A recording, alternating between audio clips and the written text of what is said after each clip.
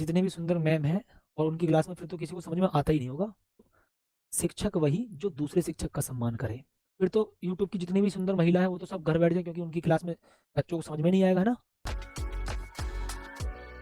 हिंदी के मास्टर कह रहे थे कि आप यूट्यूब पर सुंदर सुंदर मैम को खोजने में लग जाते हो और समझ कुछ आता नहीं। अच्छा,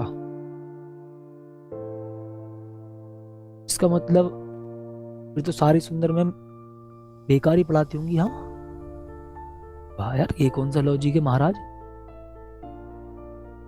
कौन से स्कूल के मास्टर ने कह दी कैसे।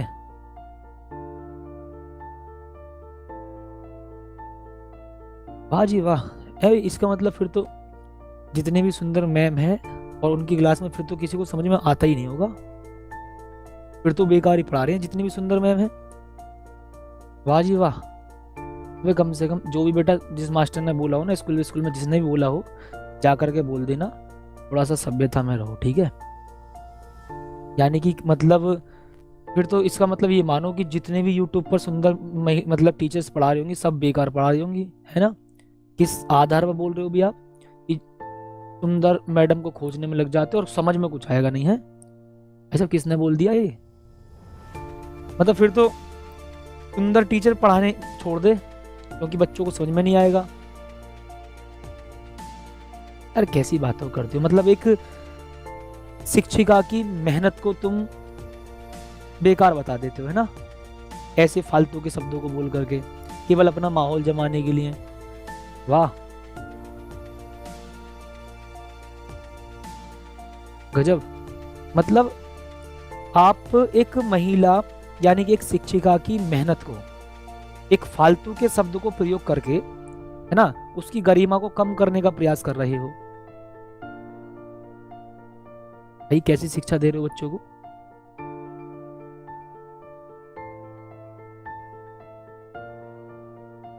बेटा जिसने भी बोला हो अपने स्कूल के मास्टरों से जाकर बोल देना, ठीक है, ये चीजें ठीक नहीं होती, ठीक है। सभी तरह के टीचर होते हैं। मैं एक बात बोलूं, सिंपल शब्द में समझो, शिक्षक वही जो दूसरे शिक्षक का सम्मान करे, ठीक है।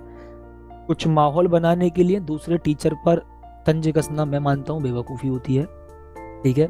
एक आदर्श शिक्षक का काम ये होता है कि बच्चों को बताए कि दूसरे शिक्षक का उतना ही सम्मान जितना मेरा सम्मान, ठीक है। इस बात को समझा करो।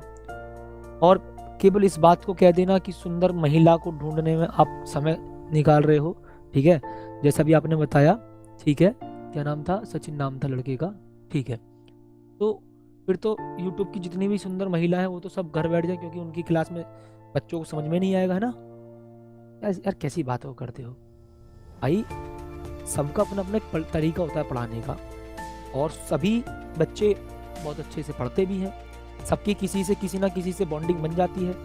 किसी को किसका समझ में आता है। संसार में क्या आपको पता है कि एक ही टीचर पढ़ाएगा केवल जीवन में, बताओ। ये सब अपने अपने हिसाब से सही पढ़ाते हैं और सभी शिक्षक बहुत अच्छा पढ़ाते हैं। बस इतना अंतर है कि किसी की किसी से बॉन्डिंग बनती है, किसी को किसी का समझ में आता है। जिस बच्चे को मेरा समझ में आ गया उसके लिए मैं अच्छा हूँ, और जिस बच्चे को किसी और का समझ में आ जाएगा उसके लिए वो अच्छा है, बस। बाकी और कोई डिफरेंस नहीं होता, ठीक है जी।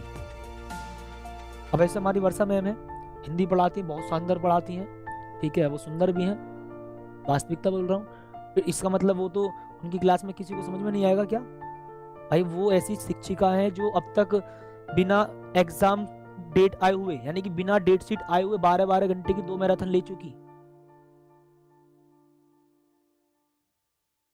अब बताओ।